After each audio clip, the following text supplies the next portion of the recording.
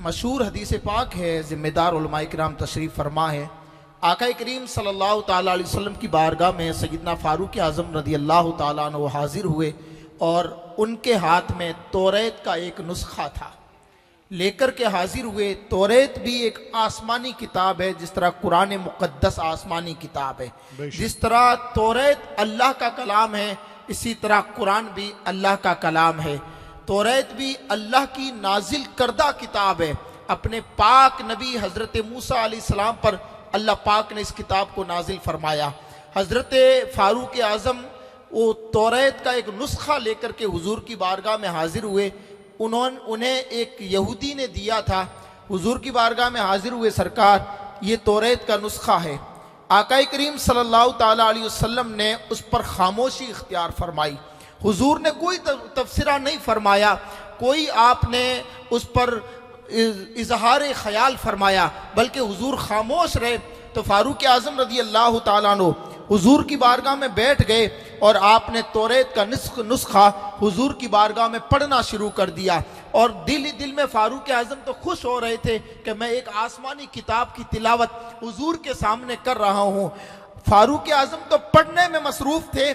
आका करीम सल्लल्लाहु ताला अलैहि वसल्लम फारूक आज़म की तरफ देख रहे थे और सैयदना सिद्दीक़ अकबर की नज़र मुस्तफ़ा के चेहरे पर पड़ी तो आका करीम सल्लल्लाहु ताला अलैहि वसल्लम का चेहरा मुतगय्यर हो रहा था।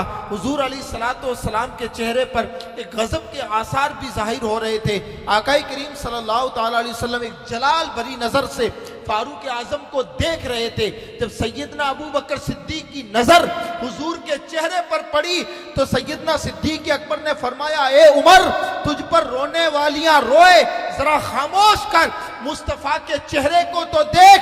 आसारे गजब मुस्तफ़ा के चेहरे से जाहिर हो रहे हैं, आसारे गजब जाहिर हो रहे हैं। सैयदना फारूक आज़म ने जब हुजूर के चेहरे को देखा तो थर थर कांपने लगे और खामोश हो गए फारूक आज़म और अर्ज किया, सरकार ये किताब पढ़ करके मुझे आपको तकलीफ पहुंचाना मकसद नहीं था, बल्कि मैं इस बात पर खुश हूं कि अल्लाह मेरा रब है। मैं इस बात पर खुश हूं आप हमारे रसूल हैं। हम इस बात पर खुश हैं इस्लाम हमारा दीन है। और हम इस बात पर खुश हैं कि अल्लाह रब्बुल इज्जत की आखिरी किताब जो आप पर नाजिल फरमाई है वो हम सब के लिए हिदायत है। इस पर मुस्तफ़ा जाने रहमत ने इरशाद फरमाया, ए उमर, उस जात की कसम जिसने हक को सदाकत के साथ तुम्हारे नबी को इस खाकदाने गीती पर भेजा है, उमर, अगर मुझे मेरे जमाने में मूसा होते और तुम मुझे छोड़ करके अगर मूसा की पैरवी करने लग जाते तो जरूर तुम गुमराह हो जाते, जरूर गुमराह हो जाते। और फिर आका ने फरमाया, उमर, उस जात की कसम जिसके कब्जे में मोहम्मद की जान है, अगर मेरा जमाना मूसा पा लेते तो मूसा को भी मेरी पैरवी करने के अलावा कोई और चारा नहीं होता। अल्लाह अकबर। इस बात पर आप शुक्र अदा करें, परवरदिगार आलम ने हमें आखिरी नबी की उम्मत में पैदा फरमाया है, हमें अपना प्यारा मजहब इस्लाम अता फरमाया है, अपनी आखिरी किताब कुरान हमें अता फरमाई है जो आलमीन के लिए रुश्द व हिदायत का सरचश्मा है। अल्हम्दुलिल्लाह हम मुसलमान हैं, इस्लाम हमारा मजहब है, इस पर रब का शुक्र अदा करें। कुरान मुक़द्दस में अल्लाह ने फरमाया, वमन यब्तगी गैरल इस्लाम दीनन फलन युक़बल मिन, यानी इस्लाम पाने के बाद अगर कोई और मजहब तुम तलाश करना चाहोगे, कभी भी वो मजहब अल्लाह की बारगाह में कबूल नहीं किया जाएगा। इसलिए लोगों, इस जमाने के अंदर अपने अखलाक के जरिए, अपने कैरेक्टर के जरिए, अपने किरदार के जरिए आप इस्लाम का तारुफ करवाएं।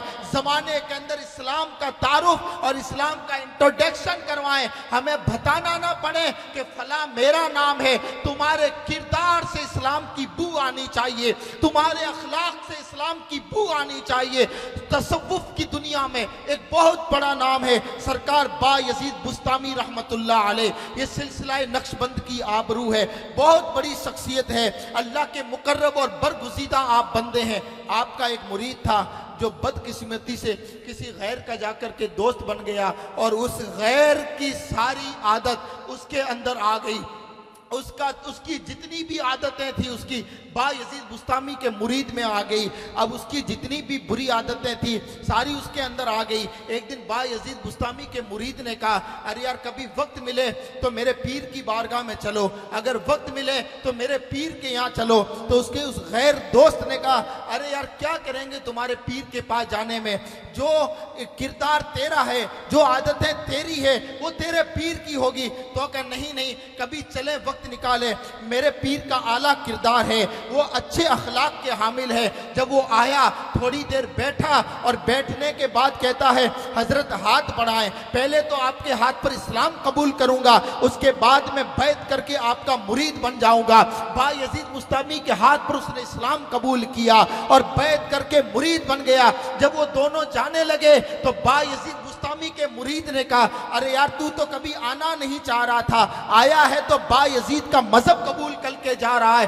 उसने कहा, ले सुन, मैं आना तो नहीं चाह रहा था तेरे अखलाक की बुनियाद पर, तेरे कैरेक्टर की बुनियाद पर, लेकिन मैं आया तेरे पीर की बारगाह में बैठा, उनके अखलाक को देखा, उनके किरदार को देखा, उनकी आदतों को देखा और वाकई में जो मिलनसारी आज सी इनकिसारी को मैंने देखा। हुस्न सुलूक का जब मैंने मुजाहिरा किया तो मैंने ये महसूस किया कि जो मजहब तेरे पास में है उस मजहब की किसी को जरूरत नहीं, जो मजहब बायजीद के पास है सारी दुनिया को उस मजहब की जरूरत है। नारे तकबीर, नारे रिसालत। इसलिए लोगों इस्लाम का इंट्रोडक्शन करवाएं, इस्लाम का तारुफ करवाएं। आपके हुलिये के जरिए इस्लाम जाहिर होना चाहिए, आपके अखलाक के जरिए आप इस्लाम जाहिर होना चाहिए, आपके किरदार के जरिए ये मजहब जाहिर होना चाहिए। चूँकि वक्त कम है और किबला खुद तशरीफ़ फरमा है और थोड़ी देर में हज़रत की आमद होने वाली है और आप खुद देख रहे हैं कि माहौल भी बिल्कुल एक बिगड़ता जा रहा है। दुआ फरमाएं अल्लाह रब्बुल इज़्ज़त मौसम को साजगार फरमाएं और आज की महफिल अपनी बारगाह में कबूल फरमाएं। और चूँकि आप खुद जानते हैं कि अल्हम्दुलिल्लाह यहाँ मस्जिद का तामीरी काम भी चालू होने जा रहा है, शुरू होने जा रहा है, तो इस मुनासिबत से भी इस प्रोग्राम को रखा गया है। आप हजरात से गुजारिश है ज़्यादा से ज़्यादा ताउन फरमाएँ।